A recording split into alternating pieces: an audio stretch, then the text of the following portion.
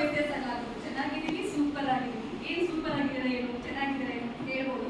But ನಾನು ಇಲ್ಲಿಗೆ ಡೈರೆಕ್ಟಾಗಿ ಈ ವಿಷಯಗಳು ತಗೊಂಡ್ಬರೋದ್ರಿಂದ ಅಷ್ಟನ್ನ ಹೆಚ್ಚು ಆ ವಿಷಯಗಳನ್ನ ಡಿಸ್ಕಸ್ ಮಾಡಿದರೆ ವಾಪಸ್ ಬರೋದಂತೆ. ಸೊ ಇಲ್ಲಿ ಬರಲಿಕ್ಕೆ ಮುಂಚೆ ನಾನು ಕೇಳಲಿಕ್ಕೆ ಇಷ್ಟಪಡೋದು, ನನ್ನ ಪರಿಚಯ ಮಾಡ್ಕೊಂಡಿದ್ದು ಆಯ್ತು ಅಂತ ಅವ್ರು ಹೇಳಿರ್ತಾರಂತೆ, ಬಟ್ ನಾನೇ ಪರಿಚಯ ಮಾಡ್ಕೊಳ್ಳೋದಂತೆ. ನಾನು ನಾಗಮಣಿ, ನಿಮಗೆ ಕಾಣ್ತಾ ಇದೆ, ಚೈಲ್ಡ್ ರೈಟ್ಸ್ ಟ್ರಸ್ಟ್ ಅಂತ ಒಂದು ಸಂಸ್ಥೆ ಇದೆ, NGO. ಮಕ್ಕಳ ಪರವಾಗಿ 2002 ಇಂದ ಮಕ್ಕಳ ರಕ್ಷಣೆ, ಮಕ್ಕಳ ಹಕ್ಕುಗಳ ಬಗ್ಗೆ ಪ್ರಚಾರ, ಇಲಾಖೆಗಳ ಜೊತೆ ವಕೀಲಿ ಮಾಡುವಂಥದ್ದು, ರಿಸರ್ಚ್ ಮಾಡುವಂಥ ಕೆಲಸಗಳನ್ನ ಮಾಡ್ತಾ ಇದ್ದೀವಿ. ಸೊ ಅಲ್ಲಿ ನಾವು ಚೈಲ್ಡ್ ಲೈನ್ ಅಂತ ನಿಮ್ಗೆ ಹೇಳಿರ್ಬೋದು, 1098 ಅಂತ ಮಕ್ಕಳಿಗೆ ಹೆಲ್ಪ್ ಲೈನ್ ಇದೆ. ಸೊ ಅದ್ರ ಜೊತೆಗೆ ನಾನು ನೋಡಲ್ ಕೋಆರ್ಡಿನೇಟರ್ ಆಗಿದೆ ಬೆಂಗಳೂರಲ್ಲಿ. ಸೊ ನಾವು ಇಲಾಖೆ ಜೊತೆ ಹೆಚ್ಚು ನಿಕಟವಾಗಿ ಕೆಲಸಗಳನ್ನ ಮಾಡ್ತೀವಿ. ಸೊ ಆ ಸಂಸ್ಥೆಯಿಂದ ಇಲ್ಲಿಗೆ ಬಂದಿರೋದು ಯಾಕೆಂದ್ರೆ ಪೋಷ್ ಅಂತ ಏನು ಹೇಳ್ತಿದ್ದಾರಲ್ಲ ಸರ್, ಪೋಷ್ ಅನ್ನೋದು ಈಗ ಎಲ್ಲ ಕಡೆಗೂ ಮ್ಯಾಂಡೇಟೆಡ್. ಎಲ್ಲ ಸಂಸ್ಥೆಗಳು, ಕಂಪನಿಗಳು, ವರ್ಕಿಂಗ್ ಸೆಕ್ಟರ್ಸ್, ಕಾಲೇಜ್, ಹಾಸ್ಪಿಟಲ್ಸ್ ಎಲ್ಲ ಕಡೆಗೂ ಇರಲೇಬೇಕು ಅಂತ. ಸೊ ನಮ್ಮ ಸಂಸ್ಥೆಯ ಪೋಷ್ಗೆ ಸಂಬಂಧಪಟ್ಟಂತೆ ICC, ನನ್ನ ಡೀಟೇಲ್ಸ್ನ ಎಕ್ಸ್ಪ್ಲೈನ್ ಮಾಡ್ತೀನಿ. ಇಂಟರ್ನಲ್ ಕಂಪ್ಲೇಂಟ್ಸ್ ಕಮಿಟಿದು ಚೇರ್ಪರ್ಸನ್ ಆಗಿ ನಮ್ಮ ಸಂಸ್ಥೆಯಲ್ಲಿ ಇದ್ದೀನಿ ನಾನು. ಜೊತೆಗೆ ಚೈಲ್ಡ್ ಪ್ರೊಟೆಕ್ಷನ್ ಕಮಿಟಿ ಚೇರ್ಪರ್ಸನ್ ಆಗಿ, ಮತ್ತೆ ಇಂಡೋನಿಮ್ ಅಂತ ಕೇಳ್ಬೋದು, ಡೆಕ್ಕನ್ ಹೆರಾಲ್ಡ್ ಅಂತ ಕೇಳ್ಬೋದು, ಡೆಕ್ಕನ್ ಹೆರಾಲ್ಡ್, ಪ್ರಜಾವಾಣಿ, ಇಲ್ಲಿ ಎಲ್ಲ ನಾನು ಎಕ್ಸ್ಟರ್ನಲ್ ಮೆಂಬರ್ ಆಗಿ ಪೋಷ್ ವಿಷಯಗಳು ಕೇಸಸ್ ಕೂಡ ಹ್ಯಾಂಡಲ್ ಮಾಡ್ತೀನಿ. ಜೊತೆಗೆ ಇಲ್ಲಿ ಅಂತಂದ್ರೆ ಎಕ್ಸ್ಟರ್ನಲ್ ಮೆಂಬರ್ ಆಗಿದ್ದೀನಿ, ಬೇರೆ ಬೇರೆ ಕಡೆ ಕೇಸಸ್ ಬಿಕಾಸ್ ಕಾನ್ಫಿಡೆನ್ಷಿಯಾಲಿಟಿ ಇರುತ್ತೆ. ಸೊ ಕೇಸಸ್ ಹ್ಯಾಂಡಲಿಂಗ್ ಮಾಡುವಂಥದ್ದು, ಮೀಟಿಂಗ್ಸು, ಟ್ರೈನಿಂಗ್ಸ್ ಕಂಡಕ್ಟ್ ಮಾಡೋ ಕೆಲಸಗಳನ್ನ ಮಾಡ್ತಾ ಇದ್ದೀನಿ. ಜೊತೆಗೆ ಲೇಬರ್ ಡಿಪಾರ್ಟ್ಮೆಂಟ್ ಇದೆಲ್ಲ, ಅಲ್ಲಿ ಅಡ್ಮಿನ್ ಒಂದು ಕಮಿಟಿಯಲ್ಲಿ ನಾನು ಮೆಂಬರ್ ಆಗಿದ್ದೀನಿ. ಸೊ ಬೇರೆ ಬೇರೆ ಕಮಿಟಿಗಳಲ್ಲಿ, ಸಂಸ್ಥೆಗಳಲ್ಲಿ ಕೂಡ, ಮತ್ತು ಸುರಕ್ಷಾ ಒಂದು ಸಂಸ್ಥೆಗೆ ಅದೊಂದು NGO, ಅಲ್ಲಿಗೆ ನಾನು ಚೇರ್ಪರ್ಸನ್ ಆಗಿ ಸದ್ಯದಲ್ಲಿ ಕಂಡುಕೊಂಡಿರುವಂಥದ್ದು. ಸುಮಾರು 15-16 ವರ್ಷದಿಂದ ಈ ಒಂದು ಕ್ಷೇತ್ರದಲ್ಲಿ ನಾನು ಕೆಲಸ ಮಾಡ್ತಾ ಇದ್ದೀನಿ. ಇದು ನನ್ನ ಸಣ್ಣ ಪರಿಚಯ. ನಿಮ್ಗಳೆಲ್ಲರದ್ದು ಪರಿಚಯ ತಗೋಬೇಕು ಅಂತ, ಬಟ್ ಸಮಯ ಅಂತ ಹೇಳಿದಾಗ ಸೊ ಬ್ರೀಫ್ ನಾವೆಲ್ಲ ಪರಿಚಯಗಳು ನೆಕ್ಸ್ಟ್ ಬರ್ತಾ ಇರ್ಬೋದು, ನೋಡೋಣ ಅಂತೆ. ಸೊ ಹಾಗೆ ಪರಿಚಯ ಅಂತಂದಾಗ because these are my key people in organisation. ನಾನು ಸಂಸ್ಥೆಗೆ ತಿಳ್ಕೊಂಡಿದೆ ಅಂತಂದ್ರೆ these are the main key stakeholders ಅಂತ ಹೇಳೋದು. ನಮಗೆ ಮೇನ್ ಸ್ಟೇಕ್ ಹೋಲ್ಡರ್ಸ್ ಹಾಗೆ. ಸೊ ಏಕೆಂದರೆ ಪರಿಚಯ ಅಂದರೆ ಹೆಸರು ವಯಸ್ಸಲ್ಲಿ ಪರಿಚಯ ಆಗುತ್ತೆ, but otherwise what they do definitely. ಏಕೆಂದರೆ ಇವ್ರು ಎಲ್ಲ ಕೆಳಗಡೆನೂ ಮಿನಿಮಮ್ ಆಫ್ 30-35 ಪೀಪಲ್ ಆಗೋದು. So that is the bandwidth of this league. So first ಅವರಿಗೆ even though they know what is actually the meaning of this, but they wanted to go in depth of it. ಅದಕ್ಕೆ ತಮ್ಮನ್ನ ಇದು ಮಾಡಿದ್ದು. So ಪರಿಚಯಕ್ಕೆ time ಇದ್ದಾಗ probably we can have a small team ಬೇಕಲ್ಲ, ಆ ಟೈಮಲ್ಲಿ ಮಾಡ್ಬೋದು. So I forgot to introduce the ladies. Actually ಇವರು ಒಬ್ಬರು ನಮ್ಮ ಈಗ ಹೆಡ್ ಆಫೀಸಲ್ಲಿ ಕೆಲಸ ಮಾಡೋ ಇವರು ಇರ್ತಾರೆ, ಒಬ್ಬರು ಕ್ಲೈಂಟ್ ಲೊಕೇಶನ್ ಇರ್ತಾರೆ. Unfortunately one more girl in C. So ಏನಕ್ಕೆ ಅಂದರೆ as per the rule of the books, like in our clients also, presiding officer ತಾವೇ ಆದರೂ ಕೂಡ we need to have women employees on boarded in the system. ಈಗ ನೀವು ನೋಡ್ತಿದ್ರೆ ನಮ್ಮ sign off ಅಲ್ಲಿ, ಡಾಕ್ಯುಮೆಂಟೇಶನ್ ಸೈನ್ ಆಫ್ ಅಲ್ಲಿ ಕೂಡ ನಾವೇ ಕೆಳಗಡೆ ಬರ್ತೀವಿ. ಅಂದರೆ including all my serious come the lady who is heading this so ಇವರು ಅಲ್ಲಿ ಅದು ಇರೋದ್ರಿಂದ they will coordinate with you in terms of everything. So one is HR and one is in the working in the operations section. She is also the operations. Just to be onboarded into the team that they are, into that. Yes, thank you sir for the actually grateful introduction, because ಅವ್ರು ಹೇಳಿದಾಗ key persons ಅಂತ ಹೇಳಿದಾಗ, so ನಮಗೆ ಒಂದು 35 members ಬರ್ತಾರೆ ಅಂದರೆ it is very important to know about what is in that POSH. ಎಲ್ಲರಿಗೂ ಗೊತ್ತು ನಮಗೆ ಪಾಶ್ ಪಾಶ್ ಪಾಶ್ ಅಂತ, ಬಟ್ ಆ್ಯಕ್ಚುಲಿ ಇನ್ ದ್ಯಾಟ್ ಅಂತ ಬಂದಾಗ ಏನಿರುತ್ತೆ ಅನ್ನೋದು ಮುಖ್ಯ ಬೇಕಾಗಿರುತ್ತೆ. ಸೊ ಬಟ್ ನಾನು ಒಂದು ಸ್ಟಾರ್ಟಿಂಗಲ್ಲಿ ಬಂದಾಗ ಸರ್ ಜೊತೆ ಮಾತಾಡುವಾಗಲೇ ಕ್ಯಾಚ್ ಆಗಿದ್ದೊಂದು ಪಾಯಿಂಟ್ ಏನಂದರೆ, ಸುಮಾರು ಜನ ಕೇಳ್ತಾರೆ ಅವೇರ್ನೆಸ್ ಬೇಕು, ಸರ್ಟಿಫಿಕೇಟ್ ಬೇಕು, ಕೆಲವರು ಹೋಗಿ for certification, as we have attended ಅಂತ, but that is not the purpose. ಅವ್ರು ಹೇಳಿದ್ರು ನಮಗೆ ನೇಮ್ ಸೆಟ್ ಬೇಡ, ಕಂಡಕ್ಟ್ ಮಾಡಿ ಕೊಡ್ತೀರಾ ಹೇಳಿ, ನಮ್ಮ ಟೀಮ್ಗೆ ಗೊತ್ತಾಗಬೇಕು ಅಂತ ಹೇಳಿ. ಅದು ಕ್ಯಾರೆಕ್ಟರ್, ಬಿಕಾಸ್ ನಮಗೆ ನಿಜವಾಗ್ಲೂ ಗೊತ್ತಾಗಬೇಕು ಏನದು ಡೂಸು ಡೋಂಟ್ಸು, ಯಾಕೆ ಬೇಕಾಗಿದೆ, ಬೇಡ ಯಾಕೆ ಆಗಿದೆ, ಅನ್ನೋ ವಿಷಯಗಳನ್ನ ಅರ್ಥ ಮಾಡ್ಕೊಳ್ಬೇಕಾಗಿರುವಂಥದ್ದು.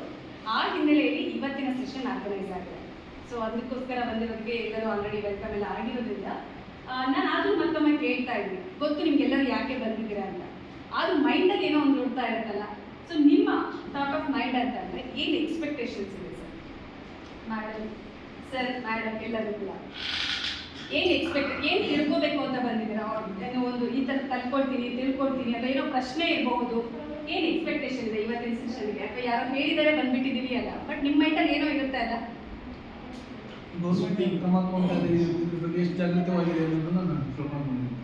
ಗವರ್ನಮೆಂಟ್ ಹೇಗೆ ಜಾಗೃತವಾಗಿದೆ, ಏನು ಕ್ರಮ ತಗೊಳ್ತಾ ಇದೆ?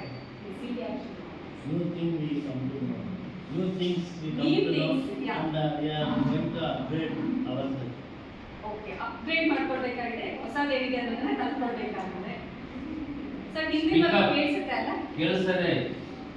ಯಾಕಂದ್ರೆ ಇನ್ನೂ ಜೋರು ಮಾತಾಡಿದ್ರೆ ಕಷ್ಟ ಆಗ್ತದೆ, ಈ ಜೋರು ಧ್ವನಿನೇ ಇನ್ನೂ ಜೋರು ಕೇಳಿಸ್ತಿದೆ ಅಲ್ಲ?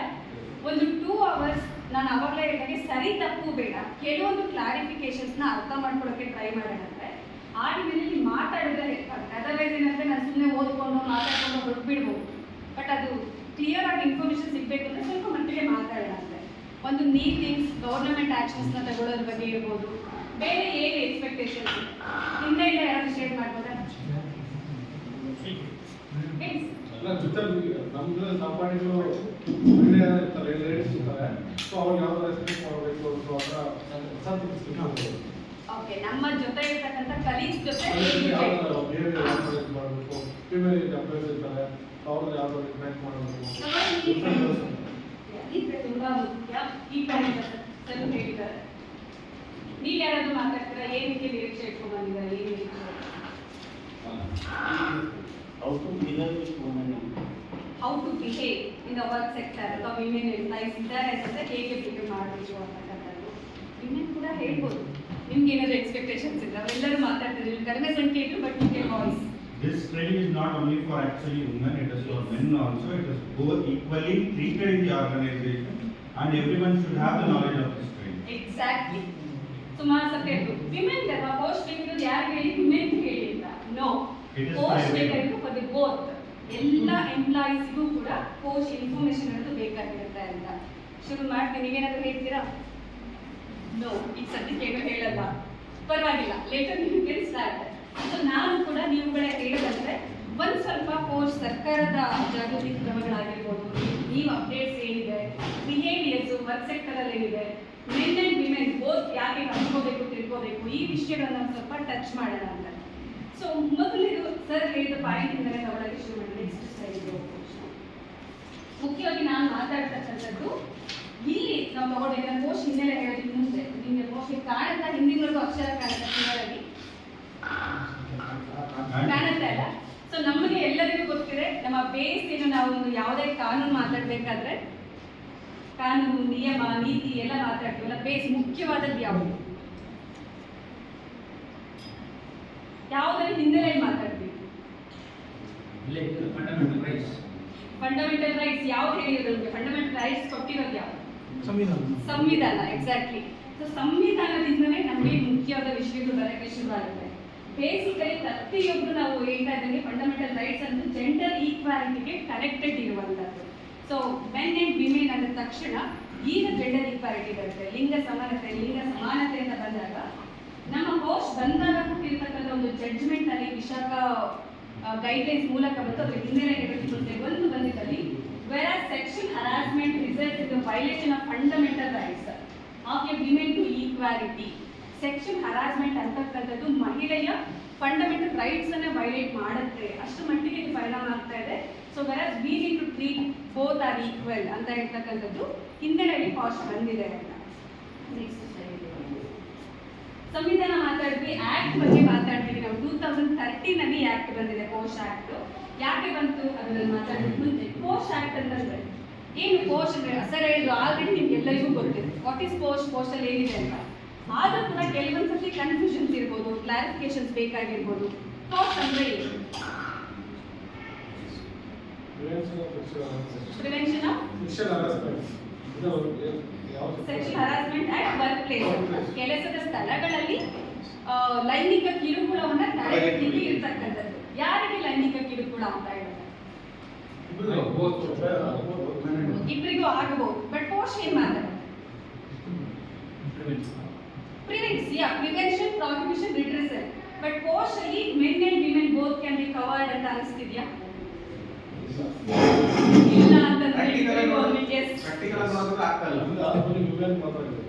ಆಲ್ರೆಡಿ ವಿಮೆನ್ ಮಾತ್ರ ಪ್ರಾಕ್ಟಿಕಲ್ ಆಗಿ ಆಗ್ತಾ ಇಲ್ಲ. ಬಟ್ ಆಕ್ಟ್ ಅಲ್ಲಿ ಏನ್ ಹೇಳುತ್ತೆ? ಸಮಾನತೆ. ಓಕೆ, ಪೋಸ್ಟ್ ಬಂದಿರೋಂಥದ್ದು ಪೋಸ್ಟ್ ಪರ್ಟಿಕ್ಯುಲರ್ ಆಗಿ ನಾವು ಆಕ್ಟ್ ಅನ್ನ ತಗೊಂಡ್ರೆ that is for women. Prevention of sexual harassment at work place of the women ಅಂತಾನೆ ಬರ್ತಕ್ಕಂಥದ್ದು.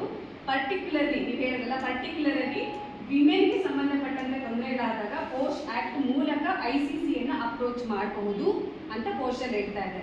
ಬಟ್ ನಿಮ್ಮ ಪಾಯಿಂಟ್ಸ್ಗೆ ಬಂದಿದೆ ಜೆಂಡರ್ ಈಕ್ವಾಲಿಟಿ ಅಂತ ಬರ್ತಿದ್ದೀರಲ್ಲ, ವೇರ್ ಆಸ್ ಪೋಸ್ಟ್ ಅದು ನಮಗೆ ಅವಕಾಶ ಮಾಡಿಕೊಟ್ಟಿರೋದು ಪೋಸ್ಟಲ್ಲಿ ವಿಮೆನ್ಗೆ ಅಲ್ಲ, ಬಟ್ ಕೆಲವು ಸಂಸ್ಥೆಗಳಲ್ಲಿ they can have gender neutral policy. Other than even don't have a gender neutral policy ಅಂತಂದರೆ ಇನ್ ಕೇಸ್ ಸಮಸ್ಯೆಗಳಾದರೆ we can approach the police ಅಥವಾ ಸಂಬಡಿ ಎಲ್ಸ್ ಆ ಥರ ಏನು ಸಪೋರ್ಟ್ ಬೇಕಾಗಿದೆ ಅನ್ನೋ ವ್ಯವಸ್ಥೆಗಳಿದ್ದಾರೆ. ಅದರ್ ದನ್ ಅಥವಾ HR ಇಂದ ಬಂದಿರೋದ್ರಿಂದ HR ಕಮಿಟಿಯಲ್ಲೂ ಹರಾಸ್ಮೆಂಟು ಬೇರೆ ಬೇರೆ ಇಶ್ಯೂಸನ್ನು ಅಡ್ರೆಸ್ ಮಾಡಲಿಕ್ಕೂ ಕೂಡ ವ್ಯವಸ್ಥೆಗಳಿದ್ದಾವೆ. ಬಟ್ ಪೋಸ್ಟ್ ಅಂದ ತಕ್ಷಣ ವಿಮೆನ್ ನಾವು ನೆನಪಿಟ್ಕೊಳ್ಬೇಕಾಗುತ್ತೆ. ವಿಮೆನ್ ಹರಾಸ್ಮೆಂಟನ್ನು ಪ್ರಿವೆಂಟ್ ಮಾಡಲಿಕ್ಕೆ ಒಂದು ವೇಳೆ ನಡೆದಿದೆ ಅಂತಂದರೆ ಅದನ್ನ ಅಡ್ರೆಸ್ ಮಾಡಲಿಕ್ಕೆ ಇರ್ತಕ್ಕಂಥದ್ದು ಪೋಸ್ಟ್. ಯಾಕೆ ಬಂದಿದ್ದು ಪೋಸ್ಟ್? ಯಾರಾದರೂ ಓದಿದ್ದೀರಾ ಹಿಸ್ಟ್ರಿ? ಯಾರಿಗಾದ್ರು ಗೊತ್ತಿದೆಯಾ? ಕೇಸ್ ಆದ್ಮೇಲೆ ನಾನು ಆಕ್ಟ್ 1972 ಒಂದು ರೇಪ್ ಆಗುತ್ತೆ. Rape thank you sir. Next ಕೇಳಿದ್ರೆ 1972 ರೇಪ್ ಆದ್ಮೇಲೆ ಅದು 79 ಅಲ್ಲೇನೋ ಅದು ಅವರ ಲೇಡಿಗೆ ಆಪೋಸಿಟ್ ಬಂತು. ಓಕೆ. ಮತ್ತೆ ರಾಜಸ್ಥಾನದಲ್ಲಿ ಒಂದು ಭಂಡಾರಿ ಲೇಡಿಗೇನೋ ಅವರು ಮಾಡಿ ವಿಕಾಸ ಒಂದು ಸಂಸ್ಥೆಯನ್ನು ತಗೊಂಡೋಗಿ ಪೋಸ್ಟ್ ನಮ್ದು ಎಲ್ಲಾದ್ರೂ ನೀವು ಅಟೆಂಡ್ ಮಾಡಿದ್ರಾ? ಓದಿದ್ದೀರಾ? ಅಲ್ಲ ಬರ್ತಾ ಹೋಮ್ವರ್ಕ್ ಮಾಡ್ಕೊಂಡು ಬರ್ತೀವಿ. ಬರ್ತಾ ಹೋಮ್ವರ್ಕ್ ಮಾಡ್ಕೊಂಡ್ ಬಂದಿದ್ದೀರಾ? ಗ್ರೇಟ್. ಬರ್ತಾ ಹೋಮ್ವರ್ಕ್ ಮಾಡ್ಕೊಂಡ್ ಬಂದಿದ್ದೀರಾ. ಹಿಂಗಾಗಿದ್ರೆ ಮೋಸ್ಟ್ ನೀವು ಹತ್ರಕ್ಕೆ ಬಂದಿದ್ದೀರಾ ಸರ್, ಅದು ಕ್ಲಾರಿಟಿ ಕೊಟ್ಟೆ. ಬಟ್ ನೀವು ಹೇಳಿರೋದು ಕರೆಕ್ಟ್, ನೀವು ಓದ್ಕೊಂಡು ಬಂದಿರೋದು ಕರೆಕ್ಟ್ ಇದೆ. ಇನ್ಯಾರು ಓದಿದ್ದೀರಾ ಹೋಮ್ವರ್ಕ್ ಮಾಡಿದ್ರೆ? ಇಲ್ಲ ಅಲ್ಲ. ಪೋಸ್ಟ್ ಬರೋದಿಕ್ಕೂ ಸರ್ ಹೇಳಿದ್ರು, ನೀವು ಹೇಳಿದ್ರಿ ಹಿನ್ನೆಲೆ ಬಂದಿದೆ ಅಂತ ಹೇಳಿ. ಏನು ಅಂತಂದ್ರೆ ಪೋಸ್ಟ್ನಲ್ಲಿ ಒಂದು ರಾಜಸ್ಥಾನದ ಪ್ರಕರಣವೇ ಇತ್ತು. ಬನ್ವಾರಿ ದೇವಿ ಅಂತ ಒಬ್ಬ ಮಹಿಳೆ ಇತ್ತು. ಬನ್ವಾರಿ ದೇವಿಯವರು she is a social worker. ಅವ್ರು ಯಾವಾಗಲೂ ಮಾಡೋದು ಮಕ್ಕಳ ಪ್ರೊಟೆಕ್ಷನು ಅಥವಾ ಮಕ್ಕಳಿಗೆ ಏನೋ ತೊಂದರೆಗಳಾಗ್ತಿದೆ ಅಂತಂದರೆ ಆ ವೈಲೇಷನ್ಸ್ನ ತಪ್ಪಿಸ್ಲಿಕ್ಕೆ ಕೆಲಸ, ಚೈಲ್ಡ್ ಮ್ಯಾರೇಜ್ನ ತಪ್ಪಿಸೋಂಥ ಕೆಲಸ ಮಾಡ್ತಾ ಇದ್ರು. ಅವ್ರು ಅದನ್ನ ಸೋಷಿಯಲ್ ವರ್ಕ್ ಮಾಡಿದ್ರೆ she's anganwadi worker, social worker plus anganwadi worker ಆ ಥರ ಕೆಲಸ ಮಾಡ್ತಾ ಇರಬೇಕಾದ್ರೆ ಒಂದ್ಸತಿ ಏನಾಗುತ್ತೆ ಅಂದರೆ 11 ತಿಂಗಳ ಮಗು, 11 ವಯಸ್ಸಲ್ಲ 11 ತಿಂಗಳ ಮಗುವಿಗೆ ಮದುವೆಯನ್ನು ಫಿಕ್ಸ್ ಮಾಡ್ತಾರೆ ರಾಜಸ್ಥಾನದಲ್ಲಿ. ಸೊ ಯಾವಾಗ ಆಕೆಗೆ ಮಾಹಿತಿ ಗೊತ್ತಾಗುತ್ತೋ she has to take a call, ನನಗೆ ಮದುವೆನ ನಿಲ್ಲಿಸಬೇಕು ಅಂತ ಹೇಳಿ ನಿರ್ಧಾರ ಮಾಡಿ ಅದನ್ನು ಅಪ್ರೋಚ್ ಮಾಡ್ತಾರೆ. ಅವ್ರು ಅಪ್ರೋಚ್ ಮಾಡ್ತಾರೆ, ಮದುವೆನ ನಿಲ್ಲಿಸ್ತಾರೆ. ಮದುವೆನ ನಿಲ್ಲಿಸಿದಾಗ ಯಾವುದೊಂದು ಸ್ಟ್ರಾಂಗ್ ಕಮ್ಯುನಿಟಿ ಇತ್ತು ಅಲ್ಲಿ, ಒಂದು ಪ್ರಬಲವಾಗಿದ್ದ ಕಮ್ಯುನಿಟಿ ಈಗಿನ ಟಾರ್ಗೆಟ್ ಮಾಡೋಕ್ಕೆ ಶುರು ಮಾಡ್ತಾರೆ. ಬಿಕಾಸ್ ಅವ್ರಿಗೆ ಬೇಕಾಗಿರುವಂಥದ್ದು ಮಗುವಿನ ಮದುವೆ. ನೆಕ್ಸ್ಟ್ ಅವ್ರು ಯೋಚನೆ ಮಾಡ್ತಿದ್ದ. ಬಟ್ ಆಕೆ ಏನು ಮಾಡಿದ್ರು? ನಿಲ್ಲಿಸಿದ್ರು. ಮದುವೆ ನಿಲ್ಲಿಸಿದ್ದಕ್ಕೆ ಆಕೆ ಮೇಲೆ ಇವರೆಲ್ಲರಿಗೂ ಒಂಥರ ಏನು ಬ್ರೆಡ್ ಬಂತು, ಕೋಪ ಬಂತು. ನೀವು ಬೇರೆ ಹೇಳಿದ್ರೆ ಪಬ್ಲಿಕ್ ಪ್ಲೇಸಲ್ಲಿ ಆಕೆಯ ಗಂಡನನ್ನ ಕಟ್ ಹಾಕ್ತಾರೆ. ಕಟ್ ಹಾಕಿಬಿಟ್ಟು ತುಂಬ ಹೊಡಿತಾರೆ. ಅವನ ಎದುರುಗಡೆ, ಗಂಡನ ಎದುರುಗಡೆ 5 ಜನ ಆಕೆಯ ಮೇಲೆ ಪಬ್ಲಿಕ್ ಪ್ಲೇಸಲ್ಲಿ ಸಾಮೂಹಿಕ ಅತ್ಯಾಚಾರ ಆಗುತ್ತೆ. ಸೊ ಯಾವಾಗ ಈಕೆ ಮೇಲೆ ಅತ್ಯಾಚಾರ ಆಯಿತು, ತುಂಬ ತೊಂದರೆ ಆಗುತ್ತೆ, ಯಾರು ಆವಾಗ ಸಪೋರ್ಟಿಗೆ ಬರೋದಿಲ್ಲ. ಆ ಸಂದರ್ಭದಲ್ಲಿ ಶಿ ಸ್ಟಾರ್ಟೆಡ್ ಥಿಂಕಿಂಗ್, ನಾನು ಮಾಡಿರೋಂಥ ಕೆಲಸ ಏನು? ಆಕೆ ಏನು ಮಾಡಿದ್ರು? ಮದುವೆ ನಿಲ್ಲಿಸಿದ್ರು. ಅದು ಏನು ಅನ್ಸುತ್ತೆ ಕೆಲಸ? ಒಳ್ಳೇದು. ಸೊ ಈಗ ನಿಮಗೆ ಪ್ರಶ್ನೆ ಬಂದದ್ದು, ಇವಾಗೂ ಅಷ್ಟೇ ಅಲ್ಲ, ಒಳ್ಳೇದು ಮಾಡಿದ್ರೆ ಎಲ್ಲರಿಗೂ ಪ್ರಶ್ನೆ ಬರುತ್ತೆ, ಒಳ್ಳೇದು ಮಾಡಿದ್ರೆ ಎಲ್ಲಿ ಸಿಗುತ್ತೆ ಮಾಡೋದು, ಹೌದಲ್ವಾ? ಆದರೂ ಕೂಡ ಸ್ಟ್ರಗಲ್ಸ್ ಇದೆ. ಅದು ನಾವು ಒಳ್ಳೇದನ್ನು ಮಾಡೋದು ಬಿಡಬಾರ್ದ, ಒಳ್ಳೇದನ್ನೇ ಮಾಡಬೇಕು ಅಂತ ಹೇಳುವಾಗ she started thinking about it. ನಾನು ಮಾಡಿದ್ದು ಮಗುವಿನ ಮದುವೆಯನ್ನು ನಿಲ್ಲಿಸೋ ಕೆಲಸ. ಬಟ್ ನನಗಿಂತ ತೊಂದರೆ ಆಗ್ತಿದೆ ಅಂತ ಹೇಳಿದ್ರೆ ಬೇರೆ ಮಕ್ಕಳಿಗೆ ಅಥವಾ ಹೆಣ್ಣು ಮಕ್ಕಳಿಗೆ ರಕ್ಷಣೆ ಎಲ್ಲಿದೆ, ಮತ್ತು ನನಗೆ ಆಗಿರೋದು ಕೆಲಸದ ಸ್ಥಳದಲ್ಲಿ ರಕ್ಷಣೆ ಅಂತ ವಿಷಯಗಳೆಲ್ಲ ಹೀಗೆ ಬರುತ್ತೆ. ಪೊಲೀಸಲ್ಲಿ ಕಂಪ್ಲೇಂಟ್ ಬಿದ್ದೋಗುತ್ತೆ, ತಗೊಳ್ಳೋಕೆ ಹೇಳಿದೆಲ್ಲ ಫೋರ್ಸ್ ಮಾಡಿ ಕೊಟ್ಟು ಡಿಸ್ಟ್ರಿಕ್ಟ್ ಕೋರ್ಟು ಯಾವುದು ಕೆಳಮಟ್ಟದ ಕೋರ್ಟ್ ಇರುತ್ತೆ ಅಲ್ಲಿಗೆ ಹೋದಾಗ ಕೇಸನ್ನು ಅವರು ಅಕ್ಸೆಪ್ಟ್ ಮಾಡ್ಕೊಳ್ತಿದ್ರೆ ಆ್ಯಕ್ಚುಲಿ ಒಂದು ತರಹದ ಡಿಸ್ಮಿಸ್ ಮಾಡ್ತಾರೆ. ಆ ಡಿಸ್ಮಿಸ್ ಮಾಡಿದಾಗ ಒಂದಷ್ಟು ಜನರಿಗೆ, ಈಗ ನೀವು ಹೇಳಿದ್ರಲ್ಲ, ಕೆಲವೊಬ್ಬರಿಗೆ ಕೋಪ ಬರುತ್ತೆ, ಬೇಜಾರಾಗುತ್ತೆ, ಅವರೆಲ್ಲ ಯೋಚನೆ ಮಾಡಲಿಕ್ಕೆ ಶುರು ಮಾಡ್ತಾರೆ ಈಗ ಏನು ನಡೀತಿದೆ ಅಂತ. ಆಗ NGOಗಳು, ಯಾರು ಕನ್ಸರ್ಟ್ ಅಡಕ್ಟ್ ಇರ್ತಾರೆ, ಯಾರು ಕಾಳಜಿ ಇರೋರು ಇರ್ತಾರೆ, ಇವರೆಲ್ಲರೂ ಒಟ್ಟಾಗಿ ವಿಶಾಖ ಹೆಸರಿನಲ್ಲಿ ಜೊತೆಗೂಡ್ತಾರೆ. ವಿಶಾಖ ಅಂತ ನೀವು ಹೇಳಿದ್ರಲ್ಲ, ಈಗ ಬಂದಿರಲ್ಲ, ಆ ವಿಶಾಖ ಹೆಸರಿನಲ್ಲಿ ಸುಪ್ರೀಂ ಕೋರ್ಟನ್ನು ಅಪ್ರೋಚ್ ಮಾಡ್ತಾರೆ. We need a justice. ಎಲ್ಲಿ ಮಹಿಳೆ ಕೆಲಸ ಮಾಡ್ತಾ ಇದ್ದು ಅಲ್ಲಿ ಅವ್ರಿಗೆ ತೊಂದರೆ ಆಗಿದೆ, ರಕ್ಷಣೆ ಇಲ್ಲ ಅಂತಂದರೆ ನಾವು ಯಾವ ನ್ಯಾಯದ ಬಗ್ಗೆ ಮಾತಾಡ್ತಾ ಇದ್ದೀವಿ ಅಂತ. ಆಗ ಸುಪ್ರೀಂ ಕೋರ್ಟಲ್ಲಿ ಲಾಂಗ್ ಆಗಿ ಡಿಸ್ಕಷನ್ ನಡೆದು 1990 ಸಭೆಯಲ್ಲಿ ಏನು ಪ್ರಕರಣ ಆಗಿದ್ದು ಗೈಡ್ಲೈನ್ಸನ್ನು ಪಾಸ್ ಮಾಡ್ತಾರೆ. ಕೆಲಸ ಮಾಡ್ತಿದ್ದಾರೆ ಅಂತಂದರೆ ಅಲ್ಲಿ ಮಹಿಳೆಗೆ ರಕ್ಷಣೆ ಇರಬೇಕು, ಆವಾಗ ಅದ್ರ ಬಗ್ಗೆ ನೀವು ಡಿಫೈನ್ ಮಾಡಬೇಕು, ನಿಯಮ ನೀತಿಗಳು ಬೇಕಾಗುತ್ತೆ ಅಂತ. ಬೇಸ್ಡ್ ಆನ್ ದಟ್ ಗೈಡ್ಲೈನ್ಸ್ 2013 ನಮಗೆ ಈ ಪಾಶ್ ಕಾಯ್ದೆ ಅನ್ನೋದು ಬರ್ತಕ್ಕಂಥದ್ದು. ಇದು ಸೆಂಟ್ರಲ್ ಆ್ಯಕ್ಟನ್ನು ಎಲ್ಲ ಸ್ಟೇಟ್ಗಳನ್ನು ಫಾಲೋ ಮಾಡಬೇಕಾಗಿದೆ, ಅಕ್ಸೆಪ್ಟ್ ಮಾಡ್ಕೋಬೇಕು, ನಿಯಮಗಳಿದೆ. ಕರ್ನಾಟಕ ಸರ್ಕಾರ ಕೂಡ ಮ್ಯಾಂಡೇಟರಿ ಮಾಡಿದೆ ಈಗ. ಸೊ ಎಲ್ಲ ಕಡೆ ಇದು ಪೋರ್ಷನ್ ಜಾರಿ ಮಾಡಲೇಬೇಕು ಅಂತ ಹೇಳೋದು.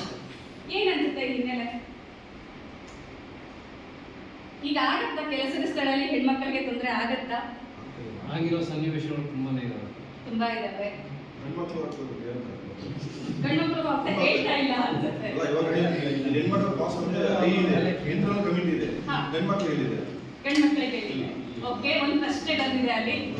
ಈಗ ನಿಮ್ಮ ಎಕ್ಸಾಮ್ ಲೇಡಿನೇ ಇದ್ದಾಗಿರ್ತಾರೆ, ಸರಿ, ಗಂಡ್ಮಕ್ಳು ಮಾಡೋಕೆ ಎಲ್ಲ ಇದು ಮಾಡ್ತಾರೆ. ಗಂಡ್ಮಕ್ಳಿಗೆ ಏನಾಗ್ತದೆ ಅಂತ ಹೇಳ್ತಾರೆ. ಇದೇ ಅಲ್ಟಿಮೇಟ್ ಆಗಿ ಈಗ ಲೇಡಿ ಪಾಸ್ ಇರ್ಬೋದು, ಹಾ. ಲೇಡಿ ಪಾಸ್ ಲೇಡಿ ಇದು ಮಾಡ್ಕೊಂಡು ಯೂಸ್ ಮಾಡ್ಕೋಬಹುದು, ಇಲ್ಲ ಏನಾದ್ರು ಒಂದು ಎಕ್ಸಾಕ್ಟ್ಲಿ ಹೇಳಿ. ಬೇಕು ಅಂತ ಟಾರ್ಗೆಟ್ ಮಾಡ್ಬೋದು. ಸೊ ಹೆಣ್ಮಕ್ಳಿಗೆ ತೊಂದರೆ ಇದೆ, ಗಂಡ್ಮಕ್ಳಿಗೆ ತೊಂದರೆ ಇದೆ, ಏನ್ ಮಾಡ್ಬೇಕು ವಿಷಯ ಇದು. ಪಾರ್ಶ್ ಅಲ್ಲಿ ಬಂದಂತ ಎರಡು ಸೆಗ್ರಿಗೇಷನ್ ಕ್ಲಿಯರ್ ಆಗಿ ಅರ್ಥ ಮಾಡ್ಕೊಳ್ಳೋಣ. ಒಂದು ಸೆಕ್ಷುಯಲ್ ಹರಾಸ್ಮೆಂಟ್, ಇನ್ನೊಂದು HR ರಿಲೇಟೆಡ್ ಹರಾಸ್ಮೆಂಟ್ ಇಶ್ಯೂಸ್. ಕೆಲಸಕ್ಕೆ ಸಂಬಂಧಪಟ್ಟಂತೆ ಪ್ರೆಷರ್ಸ್ ಇರ್ಬೋದು, ಒತ್ತಡ, ಲೀವ್, ವಾಟ್ ಎವರ್, ಅದೇನೆಲ್ಲ ಸ್ಯಾಲರಿ ಇಶ್ಯೂಸ್ ಎಲ್ಲ ಬರುತ್ತೆ ಅಂತ. ಪಾರ್ಶ್ ಯಾವಾಗಲೂ ಗಮನಿಸೋದು ಓನ್ಲಿ ಸೆಕ್ಷುಯಲ್ ಹರಾಸ್ಮೆಂಟ್ ಇಶ್ಯೂಸ್ ಅನ್ನ ಮಾತ್ರ. ಇಲ್ಲಿಗೆ ಬರುತ್ತದೆ ಒಂದು ವಿಮೆನ್ಗೆ. ಗಂಡು ಮಕ್ಕಳಿಗೆ ಆದರೆ ವಿಮೆನ್ ಎಂಪ್ಲಾಯಿಯಿಂದ ಆದರೆ, if you mean women pass ಆಗಿದ್ರೆ, ವಿಮೆನ್ ಪಾಸ್ ಆಗಿದ್ರೆ ಅಂತ ಸಂದರ್ಭದಲ್ಲಿ ಈಗಿನ ಪರಿಸ್ಥಿತಿಯಲ್ಲಿ ಮೊದಲು ಹೇಗಿತ್ತು, ನಾವು ಮಹಿಳೆಯರಿಗೆ ತೊಂದರೆ ಆದರೆ ಪೊಲೀಸಿಗೆ ಅಪ್ರೋಚ್ ಮಾಡಬೇಕು, ಪಬ್ಲಿಕ್ ಪ್ಲೇಸಲ್ಲಿ ಆದರೆ ಪೊಲೀಸಿಗೆ ಅಪ್ರೋಚ್ ಮಾಡಬೇಕು ಅಂತ ಇದ್ದಿಲ್ಲ. ಈಗ ಸೆಕ್ಷುಯಲ್ ಹರಾಸ್ಮೆಂಟ್ ಆದರೆ ಪೊಲೀಸ್ಗೆ ಅಪ್ರೋಚ್ ಮಾಡಬೇಕು, ವ್ಯವಸ್ಥೆ ಅದೇ ಇದೆ. ಬಟ್ HR ರಿಲೇಟೆಡ್ ಆದರೆ ನಿಮ್ಮ HR ಕಮಿಟಿಗಳು ಯಾವುದೆಲ್ಲ ಇದೆಯಲ್ಲ ಅಲ್ಲಿಗೆ ಅಟೆಂಡ್ ಮಾಡೋದು. ಬಟ್ ರೇಷಿಯೋ ನೋಡೋಣ, ಮೆನ್ನಿಗೆ ಜಾಸ್ತಿ ತೊಂದರೆಗಳಾಗುತ್ತೆ, ವಿಮೆನ್ಗೆ ಜಾಸ್ತಿ ತೊಂದರೆ ಆಗುತ್ತೆ. ಇವಾಗ ಇದೇ ಆಗ್ತದೆ, ಮೆನ್ನಿಗೆ ಜಾಸ್ತಿ ಆಗ್ತದೆ ನೋಡಿದ್ರೆ. ಎಲ್ಲ ಇಲ್ಲ, ಇವಾಗ ಒಂದು ರೀಸೆಂಟ್ ಇನ್ಸಿಡೆಂಟ್ ಹೇಳೋಣ. ಹೇಳಿ. ಈಗ ಒಂದು XYZ ಕಂಪ್ನಿಗೆ ಒಬ್ಬ ಡ್ರೈವರ್ ನಿನ್ನೆ ಒಂದು ಇನ್ಸಿಡೆಂಟ್ ಆಗಿದೆ. ಕಂಪನಿ ಕಂಪ್ನಿಯಲ್ಲಿ ಒಬ್ಬ ಡ್ರೈವರು, ಅವಳು ವುಮೆನ್ ಡ್ರೈವರು, ಮೆನ್ ಡ್ರೈವರ್, ಇಬ್ರು ಫ್ರೆಂಡ್ ಆಗಿದ್ದಾರೆ. ಇಬ್ರು ಬೇರೆ ಬೇರೆ ಟ್ರಾವೆಲ್ಸ್. ನಂದೊಂದು ಎಕ್ಸ್, ಅವನೊಂದು ವೈಟ್ ಟ್ರಾವೆಲ್ಸ್. ಹುಡುಗಿ ಬಂದು ವೈಟ್ ಟ್ರಾವೆಲ್ಸ್, ಹುಡುಗ ಬಂದು ಎಕ್ಸ್ ಟ್ರಾವೆಲ್ಸ್. ಸರಿನಾ? ಇಬ್ರು ಫ್ರೆಂಡ್ ಆಗಿದ್ದಾರೆ, ಇಬ್ರು ಬೇರೆ ಬೇರೆ. ಸೊ ಏನಾಗುತ್ತೆ ಅಂದ್ರೆ ಇವಾಗ ಅವ್ರಿಗೆ ಇಷ್ಟ ಆಯ್ತು, ಚೆನ್ನಾಗಿ ಮಾತಾಡಿದ್ರು, ಏನಂತ ಬೇರೆ ಫ್ರೆಂಡ್ಸ್ ಏನೋ ರೈಗಸ್ರು ಇಲ್ಲ ಇನ್ನೇನೋ ಬಂತು, ಅವ್ರಿಬ್ರು ಫ್ರೆಂಡ್ಶಿಪ್ ಸ್ವಲ್ಪ ಸೋಷಿಯಲ್ ಆಯ್ತು. ಸೋಷಿಯಲ್ ಆಯ್ತು ನೆಕ್ಸ್ಟ್ ಲೆವೆಲ್ ಹೋದಾಗ ಅವ್ರು ಹುಡುಗಿ ಬೇಕು ಅಂತ ಫ್ರೆಂಡ್ ಏನೋ ಹೇಳಿದ್ರು, ಇಲ್ಲ ಅವ್ರು ಇನ್ಯಾರೋ ಫ್ರೆಂಡ್ ಸಿಕ್ಕಿದ್ರು, ಹುಡುಗಿ ಏನೋ ಬ್ರೇಕಪ್ ಮಾಡಿದ್ರು. ಸೊ ಬ್ರೇಕಪ್ ಮಾಡಿದಾಗ 2 months ಬ್ರೇಕಪ್ ಆಯ್ತು. ಆ ಫ್ರೆಂಡಿಂದ ಮತ್ತೆ ಪ್ಯಾಚಪ್ ಆಗಿ ಮತ್ತೆ ಕನೆಕ್ಟ್ ಆಗಿ 1 month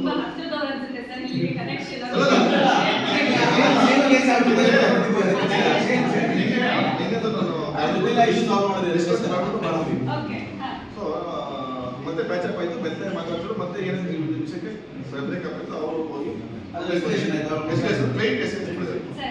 ಸೊ ಇವಾಗ ನಿಮ್ಮ ಪ್ರಕಾರ ಏನ್ ಮಾಡ್ಬೇಕು? ಈಗ ಲೇಡಿ ಬಂದು ಕಂಪ್ಲೇಂಟ್ ಮಾಡಿದ್ದಾರೆ, ಲೇಡಿ ಬಂದು ಕ್ಲೈಂಟ್ಗೆ ನನ್ಗೆ ಈಗ ಮದುವಿಂದ ತೊಂದರೆ ಆಗಿದೆ ಕಂಪ್ಲೇಂಟ್ ಮಾಡ್ತಾ ಇದ್ದಾರೆ. ಇಲ್ಲ ಸೆಕ್ಷುವಲ್ ಅಂತ ಕಾಲ್ ಮಾಡ್ತಾ ಇದ್ದಾರೆ, ಕಾಲ್ ಮಾಡಿ ತೊಂದರೆ ಕೊಡ್ತಾ ಇದ್ದಾನೆ ಅಂತ ಹೇಳಿದ್ದಾರೆ ಅಷ್ಟೇನಾ? ಸೊ ನಾನು ಅವಾಗಲೇ ಹೇಳಿದೆ, if it is related to sexual coming under ICC. ಒಂದು ನಿಮಿಷ, ಅಕಸ್ಮಾತ್ ಸೆಕ್ಷುವಲ್ ಹರಾಸ್ಮೆಂಟ್ ಇಲ್ಲ ಅಂತಂದ್ರೆ ನೀವು HR ಗೆ ಹೋಗ್ಬೇಕು, HR ಅವರೇ ಡೀಲ್ ಮಾಡ್ಬೇಕಾಗಲ್ಲ. ಆಲ್ರೆಡಿ ನೀವು ಡೀಲ್ ಮಾಡಿದ್ದೀರ ಅಂತ ಹೇಳ್ತೀರಾ. ಬಟ್ ಆ ಕಾಲ್ಸ್ ಅಂತದ್ರಲ್ಲಿ ಕಾಲ್ ಏನಾದ್ರು ಇನ್ ಕೇಸ್ ಪರ್ಸನಲ್ ಇಶ್ಯೂಸ್ ನ ಮಾತಾಡ್ತಾ ಇದ್ರು ಅಥವಾ ಲೈಂಗಿಕವಾದ ವಿಚಾರಗಳನ್ನ ಚರ್ಚೆ ಮಾಡ್ತಾ ಇದ್ರು ಅನ್ನೋಂಥದ್ದು ಎಳೆ ಸಿಕ್ಕಿದೆ, ನಾನು ICC ಗೆ ಕಂಪ್ಲೇಂಟ್ಸ್ ಕೊಡ್ತೀನಿ ಅಂತಂದ್ರೆ ನಮ್ಮ ಪ್ರಕಾರ ಏನಂದ್ರೆ ICC ಇನ್ವೆಸ್ಟಿಗೇಷನ್ ಪ್ರೊಸೀಜರ್ಸ್ ಇದೆ, ಅದರ ಇನ್ನೂ ಎಂಟರ್ ಆಗಿಲ್ಲ. ನಾನು ಹೇಳ್ತಿದ್ದು ನಿನ್ನೇನಾಗುತ್ತೆ, ನೀವು ಇವಾಗ ಕ್ಲೈಂಟ್ ಲೇಡಿ ಕಂಪ್ಲೇಂಟ್ ಮಾಡಿದ್ದಾರೆ, ಕ್ಲೈಂಟ್ ನಮ್ಮ ಹತ್ರ ಬಂದಿಲ್ಲ, ಅವರು ಟ್ರಾವೆಲ್ಸ್ ಹೋಗಿ ಕ್ಲೈಂಟ್ ಕಂಪ್ಲೇಂಟ್ ಕ್ಲೈಂಟ್ ಕ್ಲೈಂಟ್ ಬಂದು ಅಟ್ಲೀಸ್ಟ್ ಇದು ಮಾಡ್ಬೇಕು, ಎನ್ಕ್ವೈರಿ ಮಾಡಬೇಕು, ಏನು ಮಾಡಿಲ್ಲ, ಏನು ಹಾ, ನಾನೀಗ ಅದೇ ಕೇಸ್ಗಳನ್ನ ಬೇರೆ ಕೇಸ್ಗಳನ್ನ ಹೇಳಿದ್ದೀನಿ. ಸೊ ಡೈರೆಕ್ಟ್ ಆಗಿ ಟರ್ಮಿನೇಟ್ ಮಾಡಿದ್ದಾರೆ ಅಂತಂದ್ರೆ ಅದು ಎನ್ಕ್ವೈರಿ ಪ್ರೊಸೀಜರ್ಸ್ ಅಂತ ಇರುತ್ತೆ. ಯಾಕೆ ಡೈರೆಕ್ಟ್ ಆಗಿ ಟರ್ಮಿನೇಟ್ ಮಾಡಿದ್ರು, ಯಾವ ತರಹ ಕಂಪ್ಲೇಂಟ್ ಕೊಟ್ಟಿದ್ರು, ಅದನ್ನ ನೀವು ರಿಟರ್ನ್ ಕಂಪ್ಲೇಂಟ್ ಏನಾದ್ರು ನೋಡಿದ್ದೀರಾ? ನಮ್ಗಂಟು ಬಂದಿಲ್ಲ ಅದು. ಸೊ ಕೆಲವೊಂದ್ಸರಿ ಏನಾಗುತ್ತೆ ಎಕ್ಸಾಕ್ಟ್ಲಿ, ಕೆಲವೊಂದ್ ಸರ್ತಿ ಏನಾಗುತ್ತೆ, ಪಾಶ್ ಅಂತ ಬಂದ ತಕ್ಷಣ ಇದಕ್ಕೋಸ್ಕರನೇ ಕೆಲವು ಪಾಲಿಸಿಗಳನ್ನ ನಾವು ಅಡಾಪ್ಟ್ ಮಾಡ್ಕೊಳ್ಬೇಕಾಗುತ್ತೆ. ರಿಟರ್ನ್ ಕಂಪ್ಲೇಂಟ್ ಇದೆಯಾ, ರಿಟರ್ನ್ ಕಂಪ್ಲೇಂಟ್ ಅಲ್ಲಿ ಏನಿದೆ, ಟರ್ಮಿನೇಷನ್ ಅಂದ್ರೆ on what basis they have terminated. Oral complaint ಅಂದ್ರೆ ಹೆಂಗೆ ಟರ್ಮಿನೇಷನ್ ಆಗಿರುತ್ತೆ, ಅವ್ರು ಏನಾದ್ರು ಚೆಕ್ ಮಾಡ್ತಿದ್ರೆ ಅದೆಲ್ಲ ಪ್ರೊಸೀಜರ್ಸ್ ಇದೆ, ಹೆಂಗ್ ಮಾಡಿದ್ರು, ಯಾಕೆ ಮಾಡಿದ್ರು, ಯಾವ ಬೇಸಿಸ್ ಅಲ್ಲಿ ಮಾಡಿದ್ರು, ಯಾವ ಗ್ರೌಂಡ್ ಅಲ್ಲಿ ಮಾಡಿದ್ರು ಅಂತ. ಬಟ್ ICC ಪ್ರೊಸೀಜರ್ಸ್ ಇನ್ವೆಸ್ಟಿಗೇಷನ್ ತಗೊಂಡು ಇದು ಡಾಕ್ಯುಮೆಂಟ್ ಮಾಡಿದ್ರೆ ಫೋನ್ ನೇಮ್ ಡ್ಯಾಮೇಜ್ ಆಗುತ್ತೆ ಅಂತ ಓರಿಜಿನ ಮಾಡ್ಕೊಂಡು ಮಾಡಿರ್ತಾರೆ. ಬಟ್ ಕಾಶ್ ಏನ್ ಮಾತಾಡ್ತಾರೆ? ಸರಿ, ವಾಪಸ್ ಕಾಶಿಗೆ ಬರೋಣ. ಅದು ಮೋಸ್ಟ್ಲಿ ಬೇರೆ ಇಶ್ಯೂಸ್ ಇರ್ಬೋದು. ಸಾಧ್ಯವಾದ್ರೆ ಚೆಕ್ ಮಾಡಿ, ನಿಮ್ಗೆ ಓಕೆ ಇದ್ರೆ ಅವ್ರು ಹೇಳ್ಕೊಳ್ಳೋದು ಆಗಿದ್ರೆ. ಜಾಸ್ತಿ ಯಾರಿಗೆ ಸಮಸ್ಯೆ ಆಕ್ಚುಲಿ ಕಾಶ್ ಅಂತ ಬಂದ ತಕ್ಷಣ ಸೆಕ್ಷನ್ ಹರಾಸ್ಮೆಂಟ್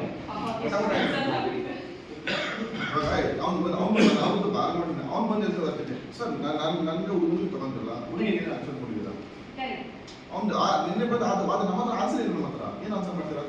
ಎಕ್ಸಾಕ್ಟ್ಲಿ. ನೀವು ಸಾಧ್ಯವಾದ್ರೆ ನೀವು ಇಫ್ ಇಟ್ ಈಸ್ ಕನೆಕ್ಟೆಡ್ ನೀವು ಒಂದು ಸ್ವಲ್ಪ ಮಾತಾಡ್ಬೋದು, ವಿಷಯ ತಿಳ್ಕೊಂಡು ಇಬ್ಬರಿಗೂ ತಿಳಿಸಿ ಅಂತ. ಬಿಕಾಸ್ ವಿಷಯ ಗೊತ್ತಿಲ್ಲದೆ ಇರುವಾಗ ಮಾತಾಡ್ಬೇಕು ಅಷ್ಟೇ. ನಾನು ಇನ್ನೊಂದು ಕೇಸನ್ನು ಕೂಡ ಹೇಳ್ತೀನಿ, ನೀವು ಶೇರ್ ಮಾಡಿ. ನನ್ನ ಮಧ್ಯದಲ್ಲಿ ಕೇಸ್ ಹೇಳೋದಕ್ಕೆ ನೀವು ಆಲ್ರೆಡಿ ಶುರು ಮಾಡಿದ್ರಿಂದ ಅಷ್ಟೆಲ್ಲ ಹೇಳ್ತಾ ಇದ್ದೀನಿ. ಏನಾಗಿದೆ, 50 ವರ್ಷದ ಒಬ್ರು ಮೇಲ್ ಎಂಪ್ಲಾಯಿ, 25 ವರ್ಷದ ಒಬ್ರು female employee. She just join, ನೀವು ಜಾಯಿನ್ ಯಾಕೆ? ಇವ್ರದ್ದು ಕ್ಯಾಶುಯಲ್ ಆಗಿ ನಮ್ಮ ಕಡೆ ಇಲ್ಲ. ನಿಮ್ಮನ್ನೇ ಆಗಿ ಜನರಲ್ ಆಗಿ ಹೇಳಿದ್ರೆ ಯಾರು ಹೊಸದಾಗಿ ಕೆಲ್ಸಕ್ಕೆ ಬಂದ್ರೆ ಹೇಗೆ ಮಾತಾಡಿಸ್ತೀರಾ? ಶೇಕ್ ಹ್ಯಾಂಡ್ ಕೊಡ್ತೀರಾ? ಓಕೆ. ಜನರಲಿ ಕೇಳ್ತೀರಾ ಯಾರು ಎಲ್ಲಿದ್ದೀರಾ ಯಾವ ಮದುವೆ ಆಗಿದೆ, ಮಕ್ಕಳು ಎಷ್ಟು ಅದೆಲ್ಲ ಕೇಳ್ತೀರಲ್ಲ ಸರ್. ಬೇರೆ ವಿಷಯಕ್ಕೆ ಬಂದ್ಬಿಟ್ಟು ಗೊತ್ತಾಗಿದೆ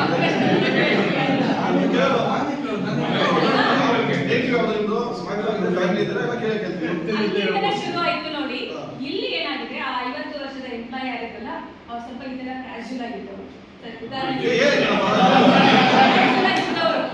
ಅವ್ರು ಏನ್ ಮಾಡಿದ್ರು, ಎಲ್ಲರನ್ನೂ ಕೂಡ ಮೇಲ್ ಆರ್ ಫೀಮೇಲ್ ಜನರಲ್ ಆಗಿ ಎಲ್ಲರನ್ನೂ ಏನಮ್ಮ, ಏನ್ ಹೆಸರು, ಏನು ಅನ್ಕೊಂಡಿದ್ದೆ, ಯಾವ ಊರು, ಮದುವೆ ಪ್ಲಾನ್ ಎಲ್ಲರೂ ಕೇಳ್ತಿದ್ರು. ಯಾವಾಗ ಈ she is A new joining, may be she has N exposure of post issues, ಅದೆಲ್ಲ ಗೊತ್ತಿತ್ತು ಅನ್ಸುತ್ತೆ.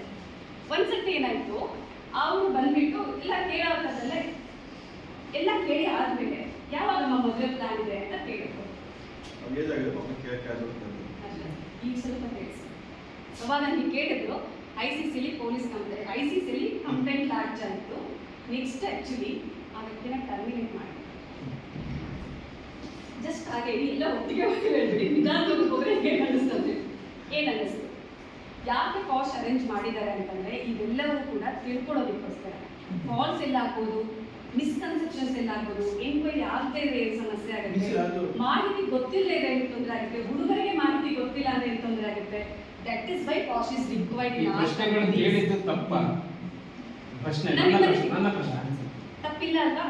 ಸೊ ನನಗೆ ಬಂದ ಪ್ರಕರಣ ಇಷ್ಟು ಡೀಟೇಲ್ ಅನ್ನ ಅದನ್ನೇ ಹೇಳಿದೆ. ಬಹುಶಃ ಇದಿಷ್ಟೇ ಮಾಹಿತಿ ಕೊಟ್ಟ ಮೇಲೆ ನಾನು ಹೇಳಿದೆ ಅಲ್ಲಿ ಎನ್ಕ್ವೈರಿ ಆಗಬೇಕಿತ್ತು. ಬಿಕಾಸ್ ಆ ವ್ಯಕ್ತಿ ಎಲ್ಲರ ಜೊತೆ ಹೀಗೆ ಮಾತಾಡ್ತಾರೆ ಅಂತಂದ್ರೆ ಅವರಲ್ಲಿ ಇಂಟೆನ್ಷನ್ ಇಲ್ಲ. ಫಾಸ್ಟ್ ಯಾವಾಗ ಮಾತಾಡ್ಬೇಕಾದ್ರೆ ಇಂಟೆನ್ಷನ್, ಸೆಕ್ಷುವಲ್ ಇಂಟೆನ್ಷನ್ ಇದೆಯಾ ಅಂತ ಗಮನಿಸ್ತಾರೆ. ಅಲ್ಲಿ ಇಬ್ಬರ ಜೊತೆ ಕೂತು ಮಾತನಾಡಿ ಸಾಧ್ಯವಾಗಿದ್ರೆ ನೋಡಿ, ಇವರಿಗೆ ಆ ವಿಷಯಗಳನ್ನ ಬೇಡ ಡಿಸ್ಕಸ್ ಮಾಡೋದು, ಅವ್ರಿಗೆ ಇಷ್ಟ ಆಗ್ತಾ ಇಲ್ಲ ಅಂತ ಅದನ್ನ ರಿಸಾಲ್ವ್ ಮಾಡಬಹುದಿತ್ತು. ರಾದರ್ ಟರ್ಮಿನೇಷನ್ ಬಹುಶಃ ಈಗ ಏನನ್ಸುತ್ತೆ, ನಾವು ಅದನ್ನ ಜನರಲೈಸ್ ಕೂಡ ಮಾಡಲ್ಲ. ಆಕೆ ಮನಸ್ಥಿತಿ ಹೇಗಿತ್ತು? ಬಹುಶಃ ಅದುವರೆಗೂ ಸುಮಾರು ಜನ ಆಕೆ ಪರ್ಸನಲ್ ಬಗ್ಗೆ ಕೇಳಿ ಕೇಳಿ ಬೇಜಾರಾಗಿದ್ರೆ ನಾವೇನಂದ್ರೆ ಹುಡುಗಿರೇ ಮೇಡಮ್ ಅಷ್ಟು ಕೇಳಿದಕ್ಕೆ ಅಗ್ರಿ. ಬಟ್ ಆಕೆ ಮನಸ್ಥಿತಿ ನಮಗೆ ಗೊತ್ತಿಲ್ಲ ಅಲ್ಲ, ಆ ವ್ಯಕ್ತಿ ಮೇಲೆ ಇನ್ನೇನಾದ್ರೂ ಕಂಪ್ಲೇಂಟ್ಸ್ ಮುಂಚೆ ಬಂದಿದ್ರೆ. ಸೊ ಇದೆಲ್ಲ ಬರುತ್ತೆ. ನಾವು ಒಂದು ಕಡೆ ಕೂತ್ಕೊಂಡು ಇದಿಷ್ಟೇ ಅಂತ ಜಡ್ಜ್ಮೆಂಟಿಗೆ ಬರ್ಲಿಕ್ಕಲ್ಲ. ಪ್ರತಿ ಕೇಸ್ ಇಸ್ ಯುನಿಕ್. ಯಾವುದೇ ಕೇಸ್ ಬಂದರೂ ಸೀರಿಯಸ್ ಆಗಿ ಆ ಕೇಸ್ ಏನಾಗಿದೆ, ಜೆನ್ಯೂನಿಟಿ ಏನಿದೆ, ಎವಿಡೆನ್ಸ್ ಇದೆ, ಬ್ಯಾಕ್ ಗ್ರೌಂಡ್ ಏನು, ಯಾರು ಕಂಪ್ಲೇಂಟ್ ಕೊಟ್ಟಿದ್ದಾರೆ, ಪ್ರತಿಯೊಂದನ್ನ ಗಮನಿಸಬೇಕಾಗುತ್ತೆ. ಇಂಪಾರ್ಟೆಂಟ್ ಆಗಿರೋದು. ಆಕ್ಚುಲಿ ನಾನು ಕೇಳಿದ್ದು ಸೆಕ್ಷನ್ ಹರಾಸ್ಮೆಂಟ್ ಅಂದ್ರೆ ನಿಮಗಳಿಗೂ ಗೊತ್ತಿರುವಾಗೆ ಟ್ರಯಲ್ ಅಲ್ಲಿ ನೋಡ್ತಾರಲ್ಲ ಮೇಡಮ್ ಅದನ್ನ. ಟ್ರಯಲ್ ಅಲ್ಲಿ ಅಂತಂದ್ರೆ ನೀವು ಕೋರ್ಟ್ ಪ್ರೊಸೀಜರ್ಸ್ಗೆ ಬಂದಾಗ ಎಸ್, ICCಗೆ ಬಂದ್ರೆ ICC ಕೋರ್ಟ್ ಪ್ರೊಸೀಜರ್ಸ್. ಬಟ್ ಇಲ್ಲಿ ಏನಾಗಿದೆ, ಎಲ್ಲ ICCಗಳಿಗೂ ಈಗ ಮ್ಯಾಂಡೇಟರಿ ಟ್ರೈನಿಂಗ್, ICC ಅವ್ರಿಗೂ ಟ್ರೈನಿಂಗ್ಸ್ ಆಗಬೇಕು. ICC ಕಮಿಟಿಯವ್ರಿಗೂ ಸಮ್ಟೈಮ್ಸ್ ಈಗ ಮ್ಯಾಂಡೇಟರಿ ಆದಾಗ ಕೆಲವೊಂದ್ಸರಿ ನಾನು ಯಾರನ್ನೂ ಕೂಡ ಬ್ಲೇಮ್ ಮಾಡ್ತಾ ಇಲ್ಲ, ಕೆಲವೊಮ್ಮೆ ಟ್ರೈನಿಂಗ್ಸ್ ಆಗದೆ ಹೊಸದಾಗಿ ಕಮಿಟಿ ಫಾರ್ಮ್ ಆಗಿದ್ರೆ ಐ ಡೋಂಟ್ ನೋ, ನಾನು ಹೇಳಿದೆ. ಮತ್ತು ಅಕಸ್ಮಾತ್ ಅವ್ರ ಮೇಲೆ ಅಲಿಗೇಷನ್ಸ್ ಬೇರೆ ಇದ್ದಿದ್ರೆ ಆ ಪರ್ಸನ್ ಮೇಲೆ, ಈ ಹುಡುಗಿಗೆ ಬೇರೆ ಏನಾದರೂ ಕೇಳಿದ್ರೆ ಸ್ವಲ್ಪ ಜನರಲೈಸ್ ಮಾಡಲಿಕ್ಕಾಗಲ್ಲ ಪ್ರತಿ ಪ್ರಕರಣ ತಗೊಂಡಾಗ. ಒಂದು ನಾನು ನೆಕ್ಸ್ಟ್ ಮುಂದುವರೆದಕ್ಕೆ ಕೇಳೋದಕ್ಕಾದ್ರೆ, ಸೆಕ್ಷುವಲ್ ಹರಾಸ್ಮೆಂಟ್ ಅಂತಂದರೆ ಈಗ ಬರೀ ಪಾಶ್ ವಿಷಯಕ್ಕೆ ಅಲ್ಲದೆಯೂ ಕೂಡ ನ್ಯೂಸ್ ಪೇಪರ್, TV ಎಲ್ಲಿ ನೋಡಿದ್ರು ದಿನನಿತ್ಯ 4 ವರ್ಷದ್ದು ನಾನು ಆ್ಯಕ್ಚುಲಿ ಮಕ್ಕಳ ಬಗ್ಗೆ ಕೆಲಸ ಮಾಡ್ತೀನಿ ಅಂತ ಹೇಳ್ತಲ್ಲ, ಆ್ಯಂಡ್ ಕೋರ್ಟಿಗೆ ಹೋಗ್ತಿರ್ತೀನಿ, ನಾನು ಸಾಕ್ಷಿ ಕೋರ್ಟಿಗೆ ಹೋಗ್ತೀನಿ, ವಿಟ್ನೆಸ್ಗಳೆಲ್ಲ ಇರುತ್ತೆ. ಸುಮಾರು ಸತಿ ಮಕ್ಕಳ ಪ್ರಕರಣಗಳು ಏನು ರಿಪೋರ್ಟ್ ಆಗುತ್ತೆ ಅಲ್ಲ, ಅದರಲ್ಲಿ ಸಾಕ್ಷಿ ಕೊಡುವಂಥ ಸಂದರ್ಭದಲ್ಲಿ ಮಕ್ಕಳು ನನ್ನ ಹತ್ರ ಹೇಳಿರೋದು ಕೂಡ ಇದೆ, ಎಷ್ಟು ಹಿಂಸೆ ಮಾಡಿದ್ದಾರೆ ಅವ್ರ ಜೊತೆ ಅಂತ ಹೇಳಿ. ಸೊ ಈ ಹಿನ್ನೆಲೆಯಲ್ಲಿ ಲೈಂಗಿಕವಾಗಿ ತೊಂದರೆಗಳಾಗುವಂಥದ್ದು ಸುಮಾರಷ್ಟಿದೆ. ಪಾರ್ಶ್ ಆಗಲಿ ಆಕ್ಸೋ ಆಗಲಿ ಹೆಚ್ಚಿನದಾಗಿ ಹೆಣ್ಣು ಮಕ್ಕಳ ವಿರುದ್ಧ ಲೈಂಗಿಕವಾಗಿ ದೌರ್ಜನ್ಯಗಳು ಆಗ್ತಾ ಇರ್ತವೆ. ರೇಷಿಯೋ ನೋಡಿದಾಗ ಹೆಚ್ಚಿದೆ ಹೆಣ್ಮಕ್ಳ ವಿರುದ್ಧ. ಗಂಡು ಮಕ್ಕಳಿಗೆ ಆಗ್ತಾನೇ ಇಲ್ವಾ? ಆಗ್ತಾ ಇದೆ. ಅದರ ವಿಷಯಗಳನ್ನ ಹೆಂಗೆ ಮಾತಾಡ್ತೀವಿ ನಾವು? ಮತ್ತೆ ಈಗ ಸೆಕ್ಸ್ ಅನ್ನೋದನ್ನ ನಾವು ಪಬ್ಲಿಕಲ್ಲಿ ಮಾತಾಡ್ತೀವ? ಅಂಥದ್ರಲ್ಲಿ ಸೆಕ್ಸುವಲ್ ಅಬ್ಯೂಸ್ ಆಗಿದೆ ಅಂತ ಕಂಪ್ಲೇಂಟ್ ಕೊಡೋದು ಮುಂದೆ ಬರ್ತಾರ. ಈ ಬ್ಯಾಕ್ಗ್ರೌಂಡಲ್ಲಿ ಪ್ರಿವೆನ್ಷನ್ ಇಸ್ ಇಂಪಾರ್ಟೆಂಟ್. ಮೊದಲನೇದು ತಡಿಬೇಕು, ನಮ್ಮ ಹೆಣ್ಣು ಮಕ್ಕಳು ಎಷ್ಟು ಮಟ್ಟಿಗೆ ಮುಂದೆ ಬರಲಿ ಸಾಧ್ಯ ಇದೆ. Then prohibition and redressal mechanism ಬರುತ್ತೆ. ಇಲ್ಲಿ ಬಂದ ತಕ್ಷಣ ಸರ್ ಹೇಳೋವಂಥದ್ದು ಒಂದು ನಾನು ಹೇಳ್ತೀನಿ, ಸಡನ್ ಆಗಿ ಯು ಕ್ಯಾನ್ ಇಮ್ಯಾಜಿನ್, ನಾವು ದಾರಿ ಹೋಗ್ತಾ ಇರ್ತೀವಿ, ಸಡನ್ ಆಗಿ if you met with an accident ಏನಾಗುತ್ತೆ? ಫ್ರಾಕ್ಷನ್ ಆಫ್ ಸೆಕೆಂಡ್ಸ್ ಏನಾಗುತ್ತೆ ಆಕ್ಸಿಡೆಂಟ್ ಆಗಿದೆ ಅಂದರೆ? ಪ್ಯಾನಿಕ್ ಆಗ್ತೀವಿ. ಜನ ಸೇರ್ತಾರೆ. ಸರ್ ಜನ ಸೇರ್ತಾರೆ. ಫ್ರಾಕ್ಷನ್ ನಮಗೇನಾಗುತ್ತೆ? ಫ್ರಾಕ್ಷನ್ ಆಫ್ ಸೆಕೆಂಡ್ಸ್ ಪ್ಯಾನಿಕ್ ಆಗುತ್ತೆ, ಬ್ಲ್ಯಾಂಕ್ ಆಗುತ್ತೆ, ಶಾಕ್ ಆಗ್ತೀವಿ. ನಮಗೆ ತಕ್ಷಣ ಆಮೇಲೆ ಯೋಚನೆ ಮಾಡೋದು, ನಮಗೆ ತಕ್ಷಣಕ್ಕೆ ಕಂಪ್ಲೀಟ್ ಬ್ಲ್ಯಾಂಕ್, ನಮ್ಗೆ ಏನೂ ಗೊತ್ತಾಗೋದಿಲ್ಲ. ಆಮೇಲೆ ಫೋನ್ ಬಿದ್ದಿದ್ಯಾ, ಮನೆಯವ್ರಿಗೆ ಇನ್ಫಾರ್ಮ್ ಮಾಡಬೇಕಾ, ಯಾರು ಜನ ಬಂದಿದ್ರೆ, ಗಾಡಿ ಎಲ್ಲಿದೆ, ಬಸ್ಸಲ್ಲಿ ಬಿದ್ದಿದೆ ನೋಡ್ತಾ ಇರ್ತೀವಿ. ವೇರಾಸ್ ಸಣ್ಣ ಆಕ್ಸಿಡೆಂಟ್ಗೆ ಮನುಷ್ಯನ ಮೈಂಡ್ ಅಷ್ಟು ರಿಫ್ಲೆಕ್ಟ್ ಆಗುತ್ತೆ ಅಂತಂದರೆ ಸೆಕ್ಷುವಲ್ ಹರಾಸ್ಮೆಂಟ್ ಎಷ್ಟು ಹಾರ್ಮ್ಫುಲ್ ಆಗುತ್ತೆ. I have handed cases, private ಪಾರ್ಟ್ಸನ್ನು ಟಚ್ ಮಾಡುವಂಥದ್ದು, ವಲ್ಗರ್ ಮೆಸೇಜ್ಗಳನ್ನು ಕಳಿಸೋವಂಥದ್ದು. They talks about complete private ಇಶ್ಯೂಸನ್ನು ಮಾತಾಡ್ತಾರೆ ಅಂದರೆ ಹೇಗೆ ವಿಮೆನ್ ಕೆಲಸ ಮಾಡುವಂಥ ಕಂಫರ್ಟಬಲ್ ಎನ್ವೈರನ್ಮೆಂಟ್ ಇರುತ್ತೆ. ಸೊ ಆ ಹಿನ್ನೆಲೆಯಲ್ಲಿ ಬೇಕಾಗಿರೋದು ಅದರ ಥರದ ಕೇಸಸ್ ನಡೀತಾ ಇರೋಕ್ಕೆ ಪಾರ್ಟ್ಸ್ ಬಗ್ಗೆ ಮಾತಾಡ್ತಾ ಇದ್ದಾರೆ ಅಂತ ಹೇಳಬಹುದು. ಇಲ್ಲಿ ನಾವು ಅದನ್ನು ಮಾತಾಡಬೇಕಾದ್ರೆ ಯಾವಾಗಲೂ ಕೂಡ ಪರಿಣಾಮಗಳನ್ನು ನಾವು ಗಮನಿಸ್ತಾ ಇರ್ತೀವಿ. ಹಿಂದೆಲ್ಲದಿದ್ರು ಕೂಡ ಸೆಕ್ಷುವಲ್ ನೇಚರ್ ಇರುತ್ತೆ. ನಾವು ಏನೇ ಮಾತಾಡ್ತಿದ್ದೀವಿ ಕಂಟೆಂಟ್ ಅಂದರೆ ಯಾರ ಇಂಟೆನ್ಷನ್ ಇರುತ್ತೆ ಅಲ್ಲ, ಆ ಇಂಟೆನ್ಷನ್ ಇರೋರಿಗೆ ಅದೇ ವಿಷಯಗಳನ್ನ ಮಾತಾಡೋದಕ್ಕೆ ನೋಡ್ತಾ ಇರ್ಬೋದು, ಬೇಗನೆ ವಿಷಯಗಳನ್ನ ತೆಗೆದುಕೊಂತದ್ದು ಇರ್ಬೋದು, ಅಲ್ಲಿಂದಾಗಿ ತೊಂದರೆಗಳಾಗುತ್ತೆ ಅಂತ. ಅಧಿಕಾರ ಅಂತ ಮಾತಾಡ್ತಾ ಇದ್ವಿ. ಏನು ಅಧಿಕಾರ? ಇದಕ್ಕೇನಾದ್ರು ಸಂಬಂಧ ಇದೆಯಾ ಪಾಸ್ಗೂ ಅಧಿಕಾರಕ್ಕೂ? ಮ್ಯಾಟರ್ ಆಗತ್ತಾ? ಪವರ್ ಮ್ಯಾಟ್ರಿಕ್ಸ್ ಒಂದು ಸಣ್ಣ ಹತ್ರದ ಒಂದು ಎಕ್ಸಾಂಪಲ್ ಕ್ಷೇತ್ರ ನಿಮಗೆ ನೆನಪಾಗುವಂಥದ್ದು. ಅಧಿಕಾರನ ಎಲ್ಲಿ ಮಿಸ್ಯೂಸ್ ಮಾಡ್ಕೊಳ್ತಾರೆ? ಪಾಲಿಟಿಕ್ಸ್ ಅಲ್ಲಿ. ನಾನು ಇನ್ನು ಯಾವ ಪಕ್ಷದ ಹೇಳಿದೆ ಪಾಲಿಟಿಕ್ಸ್ ಅಲ್ಲಿ, ಮತ್ತೆ ಎಲ್ಲಿ? ಪೊಲೀಸ್ ಅಲ್ಲಿಯೂ ಇರಬಹುದು. ನಮಗೆ ತಕ್ಷಣಕ್ಕೆ ಬರೋ ಸರ್ ಫಿಲಮ್ ಇಂಡಸ್ಟ್ರಿ ತಕ್ಷಣಕ್ಕೆ ಬರುತ್ತೆ, ಎಲ್ಲ ಕಡೆ ಆಗುತ್ತೆ. ಆಕ್ಚುಲ್ ಆಗಿ ಹೇಳಿದ್ರೆ ಎಲ್ಲ ಕಡೆಗೂ ನಡೆಯುತ್ತೆ. ಅದ್ರ ತಕ್ಷಣ ಕಾಣ್ ಬರೋದು ಎಲ್ಲಿ ಅಂದ್ರೆ ಈಗೀಗೆಲ್ಲ ಹೀರೋಯಿನ್ಗಳು ಕೆಲವೊಬ್ರು ಬಂದು ಸ್ಟೇಟ್ಮೆಂಟ್ ಕೊಡ್ತಾರೆ, ಗಮನಿಸಿಲ್ಲ. ಆಮೇಲೆ ಬಂದು ಹೇಳ್ತಾರೆ ನನಗೂ ಬೇಜಾರಾಗಿತ್ತು, ಯಾರೋ ಕರೆದಿದ್ರು, ಮತ್ತೇನೋ ಹೇಳಿದ್ರು ನೀನು ಹೀರೋಯಿನ್ ಮಾಡ್ಬೇಕಾ, ಒಂದು ನೈಟ್ ನೀನು ಕೋಆಪರೇಟ್ ಮಾಡು ಸಾಕು. ಎಷ್ಟೋ ಜನ ಅವಕಾಶಗಳನ್ನ ಬಿಟ್ಟು ಹೊರಗಡೆ ಬಂದಿದ್ದಾರೆ, ನನಗೆ ಬೇಡ ಅಂತ. ಹಾಗಂತ ಅಲ್ಲಿರೋರೆಲ್ಲ ಅದನ್ನ ಬಳಸಿದ್ದಾರೆ ಅಂತ ಅಲ್ಲ, ಅವ್ರು ಫೇಸ್ ಮಾಡಿದ್ದಾರೆ, ನಾನು ಇದನ್ನ ಒಪ್ಪೋದಿಲ್ಲ, ನಾನು ಆ್ಯಕ್ಟಿಂಗಿಗೆ ಬಂದಿದ್ದೀನಿ, ನನಗೆ ಕೊಡಿ ಅಂತ. ಆದರೆ ಈ ಮಿಸ್ಯೂಸ್ ಮಾಡ್ಕೊಳ್ಳೋಂಥದ್ದು ಇವತ್ತು ಹೇಳಿದ್ರಲ್ಲ ಎಲ್ಲ ಕ್ಷೇತ್ರಗಳು, ನಾನು ಒಂದು ಕ್ಷೇತ್ರ ಹೆಸರಲಿಕ್ಕಿಲ್ಲ, ಪ್ರತಿ ಕ್ಷೇತ್ರದಲ್ಲಿ ಯಾರೆಲ್ಲ ಬಾಸ್, ಸೂಪರ್ವೈಸರ್ ಅಥವಾ ಯಾರೆಲ್ಲ ಮೇಲೆ ಅಧಿಕಾರಿಗಳು ಡೆಸಿಗ್ನೇಷನ್ಸ್ ಇರ್ತಾರೆ, ನಾವು ಹೇಳ್ದಂಗೆ ನಿಮ್ಮನ್ನ ನಾವು ಬಳಸ್ಕೊಡ್ತೀವಿ ಅಂತ ತಿಳಿಸಿಕೊಟ್ಟಿದ್ದೀವಿ, ಅದನ್ನ ಯೋಚನೆ ಮಾಡೋಂಥದ್ದು ಇರುತ್ತೆ. ಸೊ ಇದೊಂದು ಸ್ವಲ್ಪ ಬ್ಯಾಕ್ ಗ್ರೌಂಡಿಗೆ ಬಿಕಾಸ್ ಆ್ಯಕ್ಚುಲಿ ಬೇರೆ ರೀಸನ್ ನೀವು ತುಂಬ ಕ್ಯಾನ್ವಸಲ್ಲಿ ಬಂದಿದ್ದರಿಂದ ಈ ವಿಷಯಗಳನ್ನ ಮೊದಲೇ ನಾನು ಶೇರ್ ಮಾಡಬೇಕಾದ್ರೆ ತಗೊಳ್ತಾ ಇದ್ದೀವಿ.